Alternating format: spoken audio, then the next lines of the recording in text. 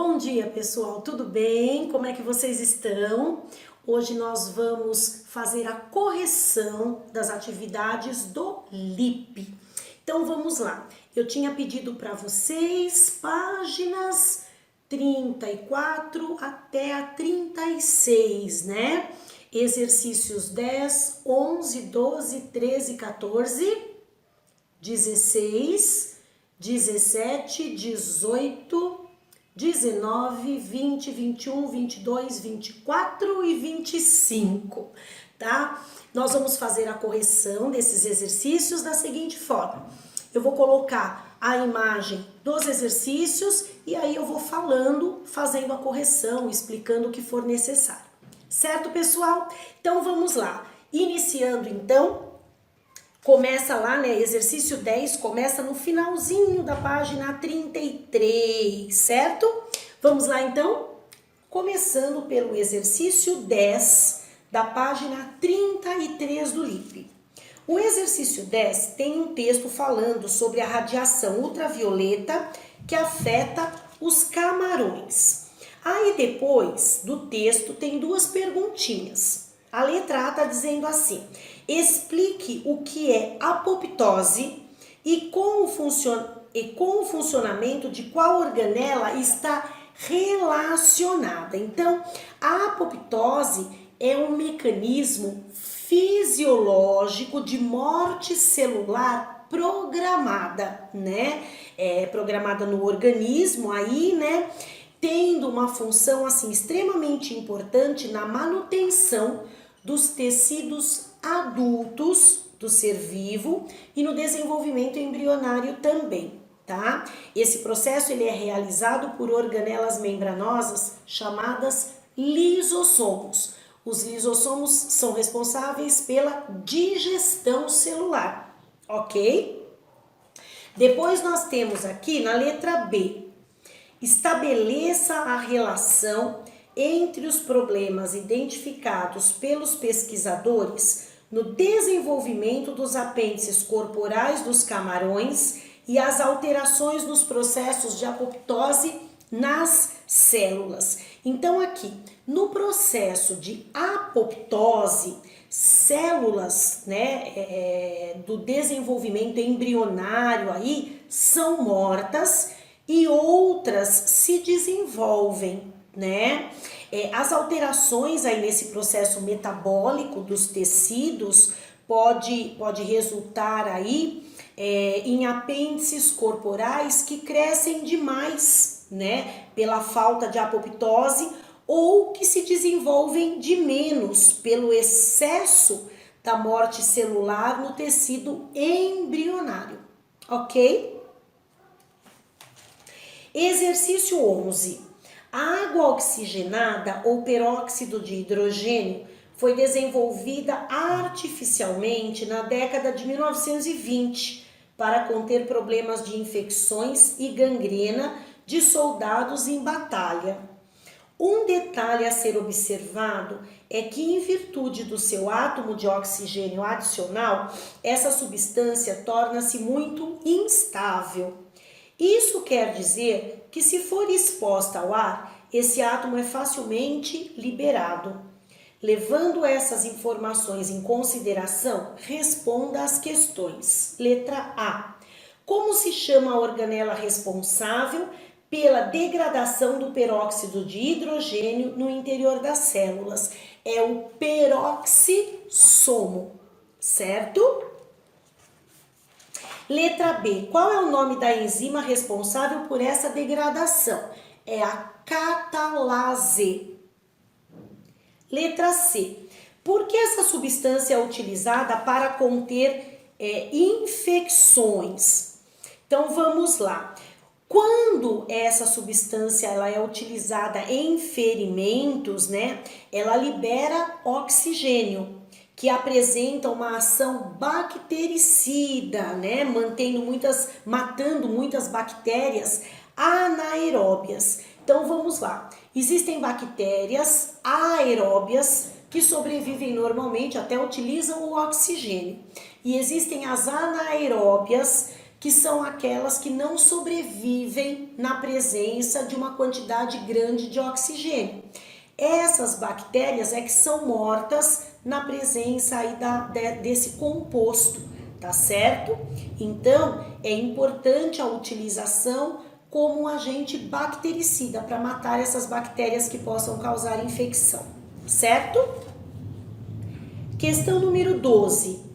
O DNA mitocondrial não pode ser utilizado em testes de paternidade.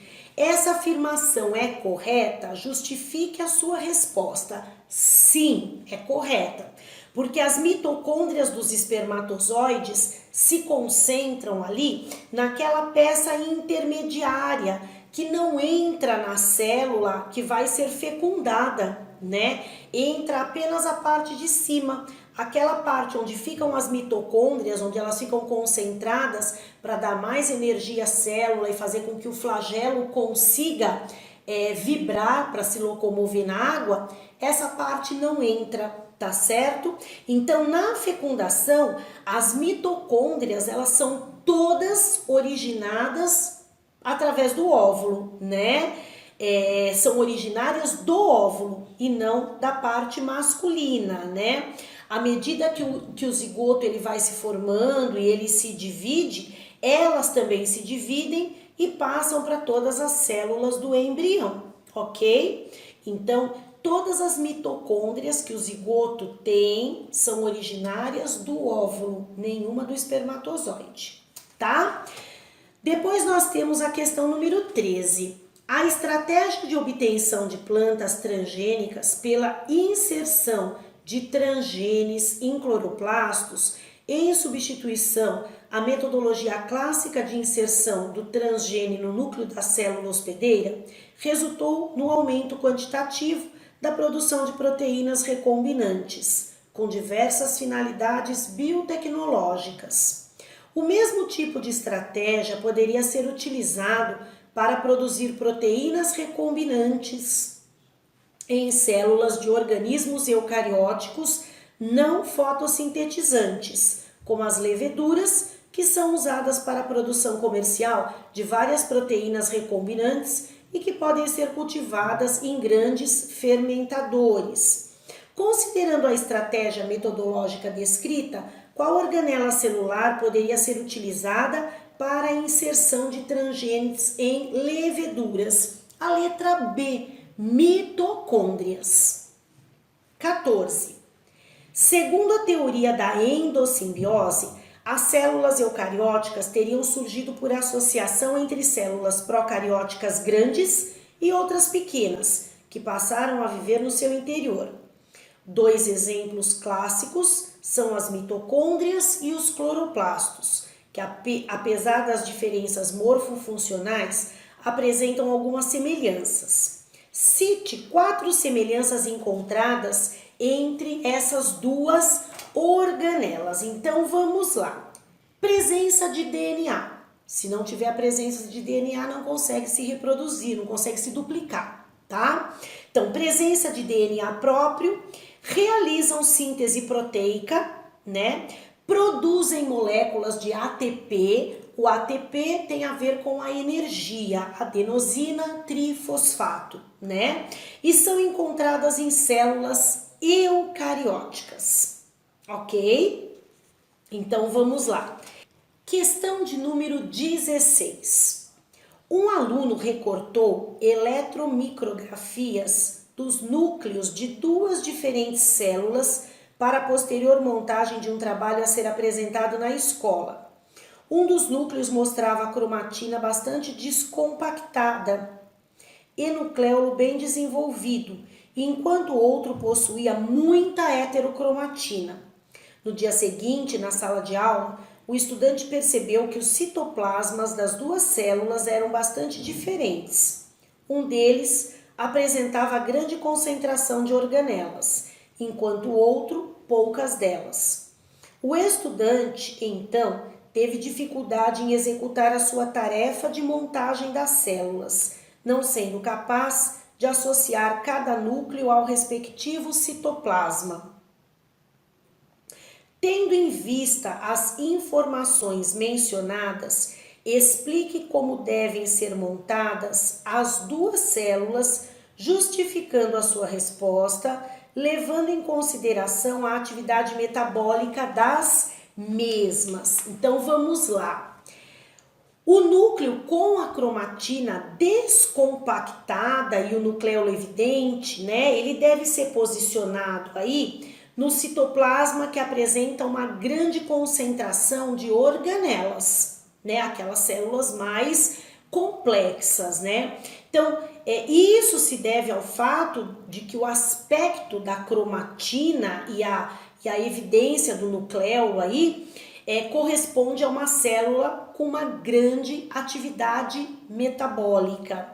Já o núcleo, onde você tem uma maior quantidade de heterocromatina e poucas organelas, vai configurar, digamos assim, né, uma célula com uma baixa atividade de síntese, tá?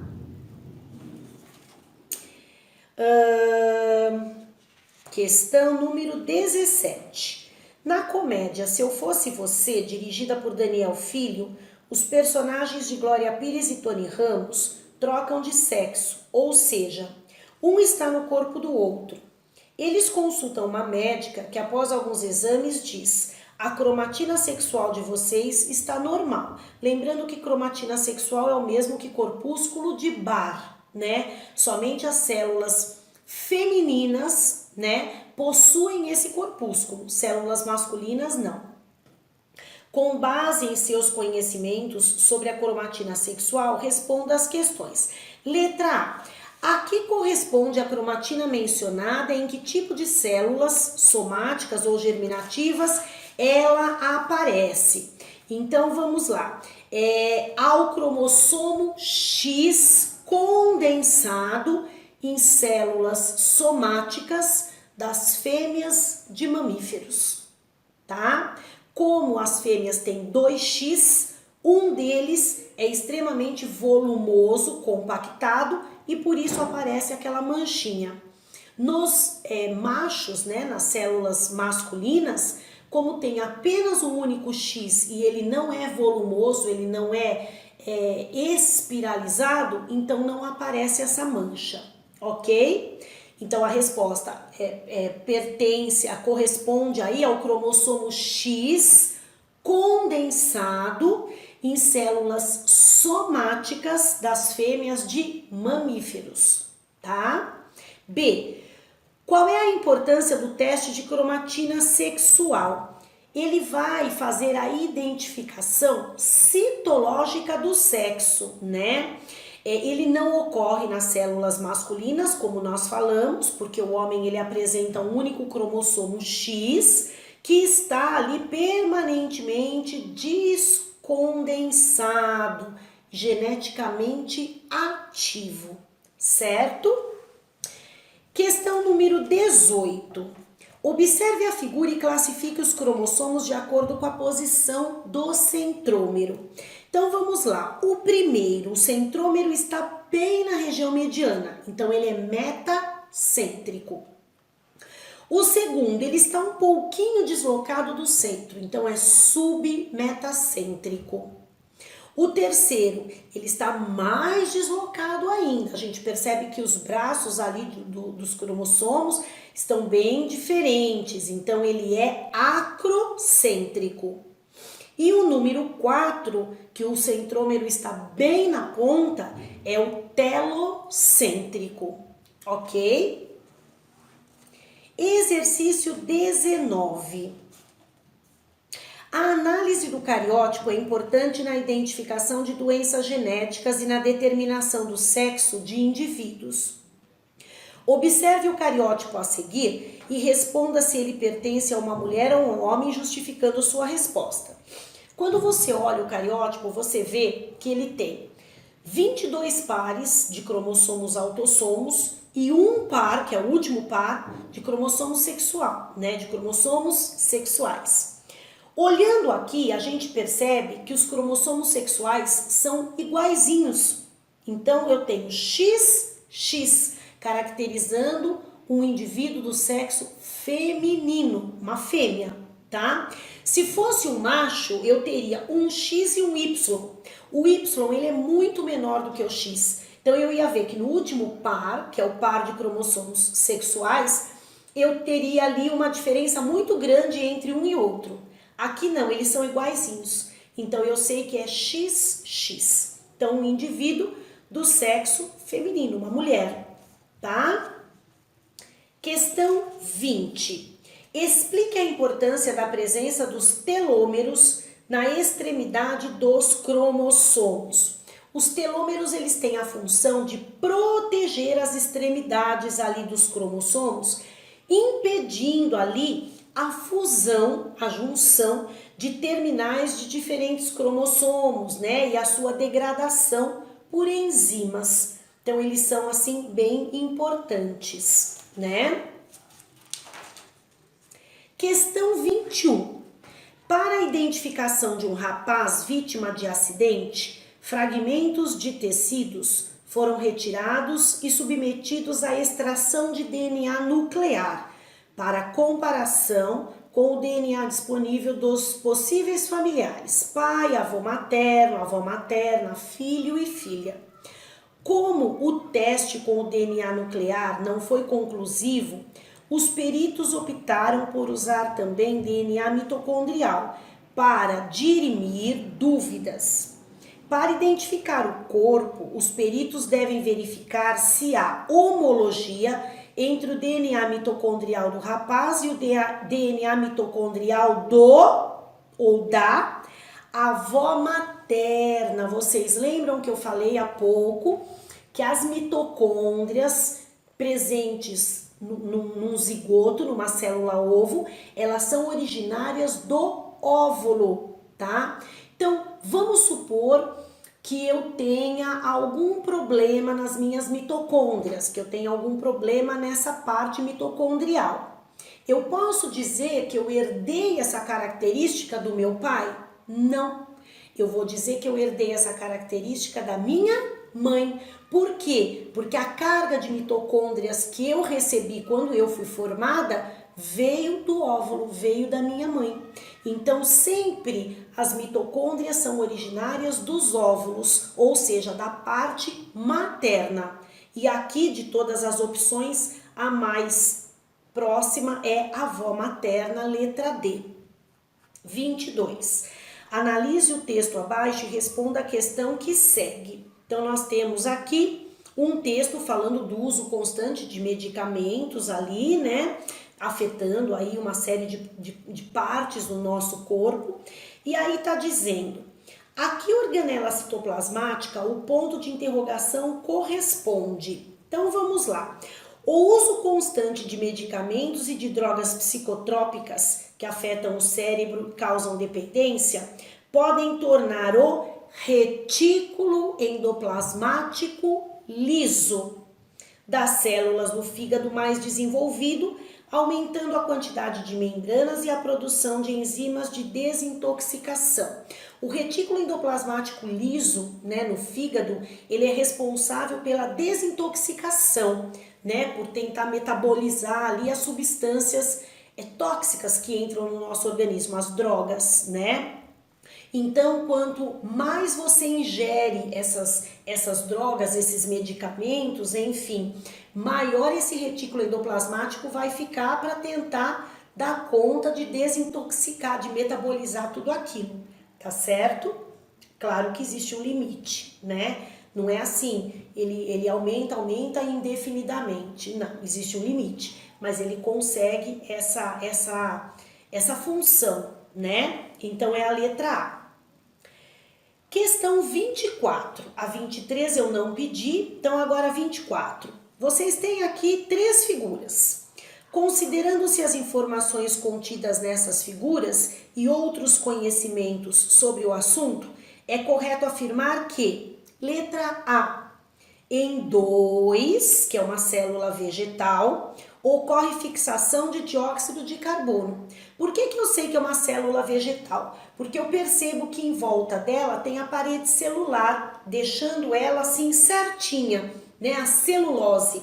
deixando ela com um aspecto bem certinho, bem simétrico, né? E as células vegetais fazem fotossíntese, portanto fixam o dióxido de carbono, tá? Questão número 25. A citologia se fundamenta em estudos morfológicos, funcionais e moleculares. De acordo com os estudos citológicos, é correto afirmar que... Pessoal, vocês vão assinalar todas menos a 2, tá? Vocês vão assinalar a 1, a 4, a 8, a 16 e a 32, tá? Somente a 2 aí é que está errada, tá? Todas as outras estão corretas. Muito bem. Terminamos então a correção dos exercícios. Se ficar alguma dúvida, manda um recadinho pelo Skype, eu esclareço a dúvida de vocês, ou então numa próxima aula ao vivo que a gente tiver. Ok, pessoal? Tchau, até a próxima!